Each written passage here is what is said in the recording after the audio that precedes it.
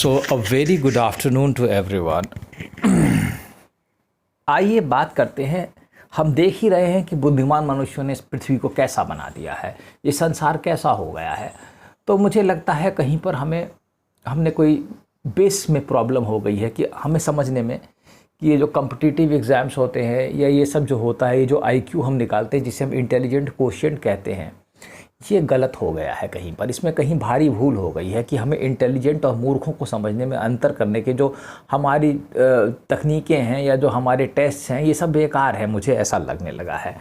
अब मैंने ये सोचा है कि मैं एक अपना ही टेस्ट निकालूंगा और अब मैं इसको इससे हम लोगों को छांटेंगे और उन लोगों को बैठाएंगे जो इसमें पास हों। इसको हम कहेंगे फुलिश कोशिएंट। हम इसमें ऐसा करेंगे कि सबसे अधिक मूर्ख व्यक्तियों को खोज करेंगे इस पृथ्वी की, जिसमें सबसे अधिक मूर्ख लोग ऊपर बैठाए जाएंगे। वैसे तो परमेश्वर ने ये काम वैसे ही कर रखा है, मैं तुमसे सही कहता हूँ। सारे मूर्खों को ऊपर बैठा रखा है और सारे पढ़े लिखे हमेशा नीचे बैठते हैं। ये एक नियम है यहाँ का। ये यहाँ का नियम बड़ा अजीब सा है, तुम समझोगे नहीं। सत्ता में जितने बैठते हैं उनके दिमाग थोड़ा कम होता है। यहाँ पे ये नियम है, तुम चाहे मानो चाहे ना मानो, ठीक है।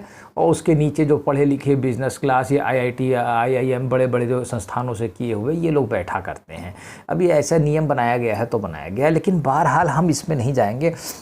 हम इस पे जाएंगे कि हम इस फुलिश कोशिएंट को कैसे बनाएं और कैसे करें, इसका टेस्ट आखिर कैसे होगा। जैसे ये जब आईक्यू टेस्ट बनाया गया था, बहुत समय पहले की बात है, तो उन्होंने कुछ अपने पैरामीटर्स रखे थे कि हम ऐसे आईक्यू किसी पर्सन का करेंगे। वो बुद्धिमान लोग थे, साइमन बिनेट टेस्ट उसे कहा जाता था उस ज़माने में, उनके नाम पर दिया गया था। तो उन्होंने आईक्यू टेस्ट, उससे हम इंटेलिजेंस को निकालते हैं। बड़े कमाल की बात है कि मनुष्य की इंटेलिजेंस को टेस्ट करने के लिए इन्होंने टेस्ट निकाल दिया। आदमी ने आदमी को टेस्ट करने के लिए एग्ज़ाम निकाला। कमाल हो गया।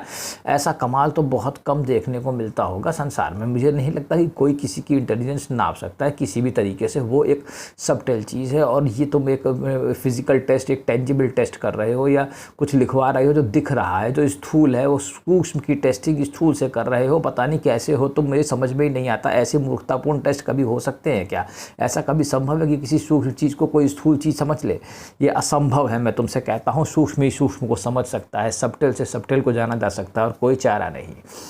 समझ रहे हो? तो इसके लिए इन्होंने क्या किया, इसके लिए हम क्या करेंगे, हम अपना टेस्ट डेवलप करेंगे कि कौन कितना बड़ा मूर्ख है। अब जो कि इन्होंने जैसे आईक्यू बना दिया तो हम एफक्यू बना सकते हैं। वैसे उससे भी किसी मूर्ख की परिभाषा करना बड़ा मुश्किल है, लेकिन फिर भी काफ़ी हद तक ये सफल होगा मुझे लगता है। इसमें हम क्या करेंगे, पहले उसे कहानियाँ लिखने को देंगे। जैसे अगर तुमने आर्मी में एसएस भी दिया होगा तो उसमें स्टोरी राइटिंग टेस्ट होता है। तो पहले कहानियाँ लिखी जाएंगी।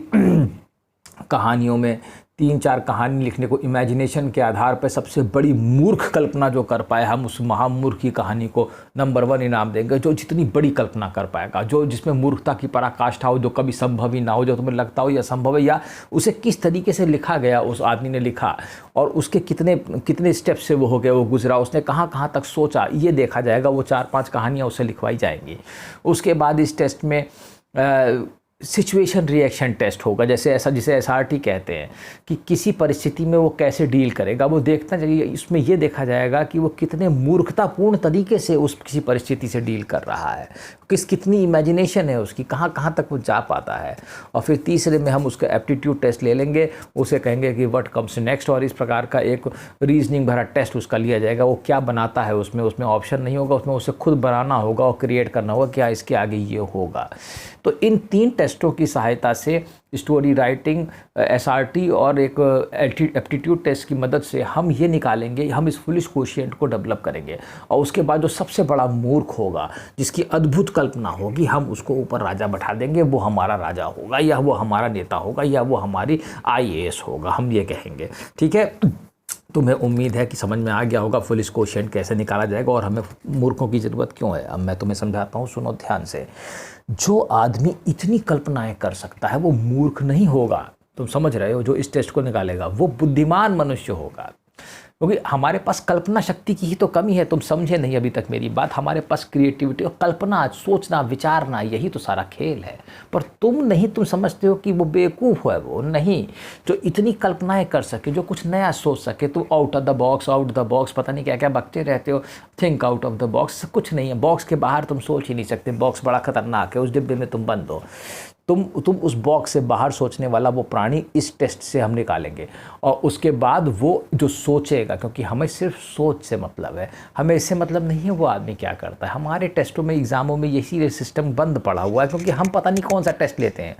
कुतुब मीनार कब बनी, ये कब बना, ये कब हुआ, ये योजना से क्या होता है, इससे क्या इंटेलिजेंस नापी जा रही है, इससे क्या जानना चाहते हो उस मूर्ख आदमी के बारे में। सारा सिस्टम उल्टा है, सारे कॉम्पिटिटिव टेस्ट सब बेकार है। सिर्फ एप्टीट्यूड टेस्ट होने चाहिए, रीजनिंग होनी चाहिए, और उसको सिचुएशन और स्टोरीज़ के माध्यम से उसके बारे में उसके विचार जानने चाहिए कि वो क्या चाहता है। हमें तो कोर साइकोलॉजी से मतलब है ना, आदमी अच्छा करना चाहता है कि नहीं, उसके अंदर कुछ नया है कि नहीं, वो कुछ करना चाहता है कि नहीं। ये तो डंप वही 20 साल तक एक ही किताब पढ़ पढ़ के वो बन गया IAS PCS, उससे होना क्या है? उससे वही होना है जो तुम्हारे सामने हो रहा है, कि अस्पताल नहीं है, दवाई खाने नहीं है, और सब ब्लैक कर रहे हैं, समझ रहे हो।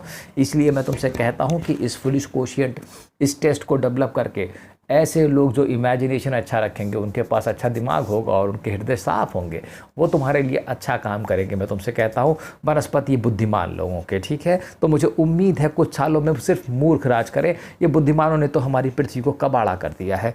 धन्यवाद।